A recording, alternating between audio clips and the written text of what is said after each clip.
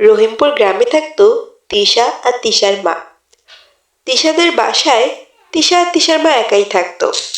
তিশার বাবা হুমায়ুন শহরে থাকতো, তাই বাসায় আসা ঠিকমতো হতো না। তাই তিশার মন অনেক খারাপ থাকতো। সে তার বাবার কাছে যেতে চাইতো, কিন্তু কোনোভাবেই তা সম্ভব হতো না। এগুলো কারণেই তিশার মন সবসময় খারাপই থাকতো। একদিন তিশার মা তিশার ঘরে এলে তিশা ঠিক করে নিল আজ সে বলেই দিবে যে সে তার বাবার কাছে যেতে চায়।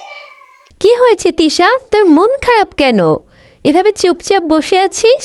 কিছু হয়েছে কি? আমাকে বল মা। আমি বাবার কাছে যেতে চাই। আমি কতবার তোমাকে বলেছি আমি বাবার কাছে যাব, বাবার কাছে যাব, তারপরে তোমরা আমাকে কেউ নিয়ে যাও না। তোমরা সবাই মিথ্যাবাদী। তুই তো জানিস মা, বাবা কাজে কত ব্যস্ত থাকে, কিভাবে তোর সাথে দেখা করতে আসবে তুই বল? বাবা যখন ফ্রি হবে বাবা ঠিক চলে আসবে।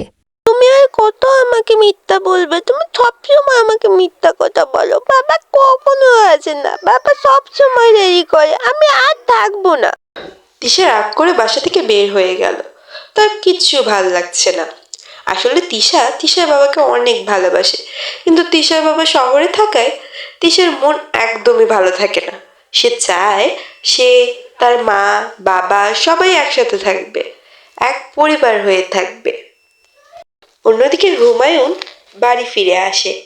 তিশার বাবা আসলে শহরে পুলিশের কাজ অনেক বেশি, তাই কাজের চাপে বাসায় আসা ঠিকমতো হতো না। বাসায় আসে সে প্রথমেই তিশার সাথে দেখা করবে বলে ঠিক করে নিয়েছে। তিশার জন্য সে অনেক গিফট নিয়ে এসেছে। বাসায় ফিরে এসেও তিশার মনটা একটু খারাপই ছিল, কারণ সে তো জানতোই না তার বাবা ফিরে এসেছে। তাই মন মরা হয়ে সে বিছানার উপর বসে পড়ল আর বসে বসে বাবার কথাই চিন্তা করতে থাকল। কি হবে, কিভাবে সে বাবার কাছে যাবে, এই তার চিন্তা। হঠাৎই সামন থেকে বাবাকে হেঁটে আসতে দেখে সে চমকে, বাবা তুমি ফিরে এসেছো, আমার খুব ভালো লাগছে। হ্যাঁ মা, তুই ডাকবি আর আমি ফিরে আসলে হতে পারে।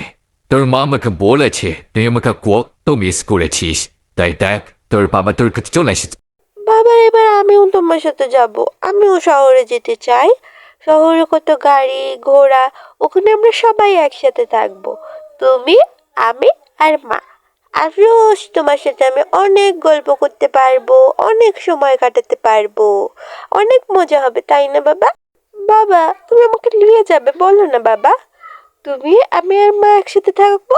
বলো না বাবা, বলো না, বলো না, বলো না বাবা। তখনই ওখানে শান্তি চলে আসে। শান্তি ওখানে বাবা মেয়ের গল্প শুনে অনেক খুশি হয়। অনেকদিন পর সে হুমায়ুনকে দেখছে। তারা সকলে কথা বলে ঠিক করে যে তারা সকলে এবার শহরেই যাবে। হুমায়ুনও রাজি হয়ে যায় শহরে যাওয়ার জন্য। তাই শহরে যাওয়ার আগে তারা বাজারে যায়।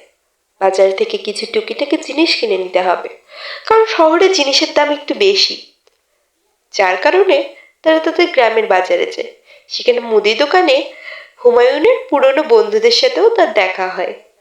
কথা বলতে বলতে একটু দেরি হয় বটে, কিন্তু হুমায়ুনের কাছে গাড়ি আছে, পুলিশের গাড়ি, তো তাড়াতাড়ি তারা পৌঁছে যাবে। এই বিশ্বাস নিয়েই হুমায়ুন গাড়ির দিকে রওনা হয় তার মেয়ে তিশাকে নিয়ে।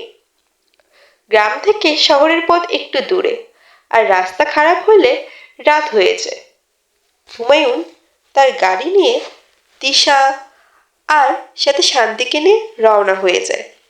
গ্রামের পথ একটু ভাঙাচোরা, তাই আস্তে আস্তে গাড়ি চালাতে হয়, নাহলে গাড়ির টায়ার পাংচার হওয়ার একটা সম্ভাবনা আছে। গ্রামের চারিদিকটা কতটাই না সুন্দর, চারিদিকে সবুজ গাছপালা। হুমায়ুনের যেন তার অতীতের কথা মনে পড়ে যায়।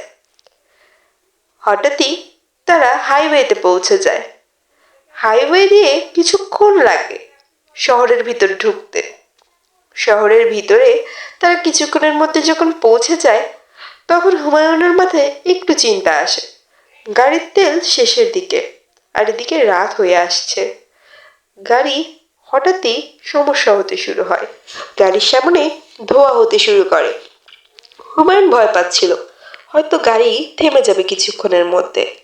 আর তার আশঙ্কা যে এত তাড়াতাড়ি সত্যি হয়ে যাবে সেটা হুমায়ুন জানতো না। কিছুক্ষণের মধ্যে গাড়ি একটা গাছের সাথে দাঁড়া হয়ে যায়। কি হয়েছে গাড়িতে তা দেখার জন্য হুমায়ুন গাড়ি থেকে নিচে নামে। হঠাৎই হুমায়ুন খেয়াল করে তার পাশে থাকা কুয়ো থেকে কেমন জানি কান্নার শব্দ ভেসে আসছে। কি আছে দেখার জন্য হুমায়ুন কুয়োর কাছে এগিয়ে যায়। শব্দটা কেমন জানি বাড়তে থাকে। হুমায়ুনও কুয়োর কাছাকাছি পৌঁছে কিছুটা রহস্যের উন্মোচন করে। সে হঠাৎই চমকে ওঠে। কি দেখে চমকে উঠেছে তা প্রথমে বোঝা যায় না। কিছুক্ষণ পর যখন হুমায়ুনের সামনে এক বৃহৎ আত্মা প্রকট হয় তখন ঘটনাটা বোঝা যায় যে কেন হুমায়ুন ভয় পেয়ে গেছিল। সে কী সব বলতে থাকে কিন্তু কোনো কথাই যেন হুমায়ুনের মুখ থেকে বের হচ্ছে না। হুমায়ুন ওই জায়গা থেকে যেন নড়তেই পারছে না। তার পুরো শরীর যেন শীতল হয়ে এসেছে। এমনই সময় আমরা খেয়াল করি হুমায়ুন তার ঘরেই আছে। তিশা তাকে ডাক দিচ্ছে, বাবা বাবা উঠে পড়ো, সকাল হয়ে গেছে, উঠে পড়ো বাবা। হুমায়ুন উঠে বসে। বাবা বাবা কালকে রাতে তুমি অজ্ঞান হয়ে গিয়েছিলে, মা তোমার জন্য ব্রেকফাস্ট রেডি করেছে, চলো তুমি ব্রেকফাস্ট করে নিবে। হুমায়ুন কি হয়েছে বোঝার চেষ্টা করলেও কিছু বুঝতে পারে না। বিধায় সে জামা কাপড় ঠিক করে ড্রয়িং রুমের দিকে যায়। ড্রয়িং রুমে চা রেডি ছিল। কিছুক্ষণের মধ্যে শান্তিও চলে আসে সেখানে। তিনজনে মিলে গল্প করতে করতে আজকের ব্রেকফাস্টটা করব এই ঠিক ছিল। হঠাৎই ঘরের মধ্যে ধোঁয়া হতে শুরু করে। চারিদিকে ধোঁয়া দেখে ওরা কিছুটা ভয় পেয়ে যায়। কি হচ্ছে তারা বুঝতে পারে না। হঠাৎই হুমায়ুন দেখতে পারে কালকের সেই পেতনিটা তার সামনে চলে এসেছে। সবাই পেতনিকে দেখে ভয় পেয়ে যায়, কিন্তু কিছু বুঝে উঠবার আগেই পেতনি সকলকে অদৃশ্য করে দেয়, আর সাথে সাথে সে নিজেও অদৃশ্য হয়ে যায়।